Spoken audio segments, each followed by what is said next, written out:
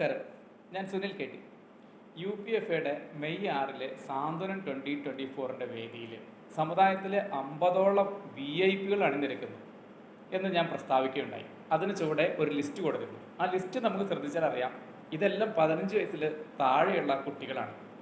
അപ്പോൾ അതെങ്ങനെയാണ് 15 വയസ്സിൽ താഴെയുള്ള കുട്ടികൾ സമുദായത്തിലെ VIP എല്ലാ അറിവും നേടിയവർ എന്ന് നമ്മൾ കരുതിയവരെല്ലാം പ്രായമുള്ളവരല്ലേ, അല്ലെങ്കിൽ പ്രായാധിക്യമുള്ളവരല്ലേ എന്ന് ചിന്തിച്ചു നോക്കാം.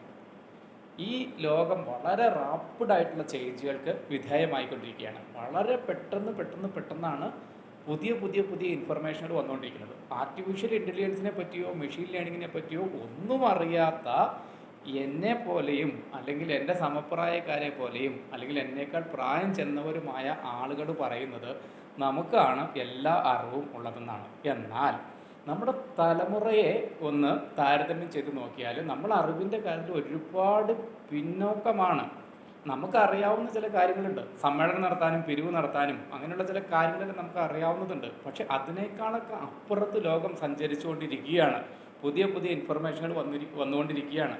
ആ ഇൻഫർമേഷനുകളെ അറിവാക്കി മാറ്റുന്നതിനും അത് തിരിച്ചറിവാക്കി മാറ്റുന്നതിനും ഉള്ള കഴിവ്, പ്രായോഗികമായ കഴിവും അല്ലാത്ത അറിവ് നേടുവാനുള്ള കഴിവും ഏറ്റവും കൂടുതൽ കുട്ടികളിലാണ് അടങ്ങിയിട്ടുള്ളത്. എന്നതുകൊണ്ട് തന്നെ UPFA സംബന്ധിച്ചിടത്തോളം നമ്മുടെ സമുദായത്തിലെ VIP ഈ കുഞ്ഞു മക്കളാണ്. നമ്മളെല്ലാം അവരുടെ മുമ്പിൽ ടോർച്ചും തെളിച്ച് നടക്കേണ്ട ആളുകൾ മാത്രമാണ്.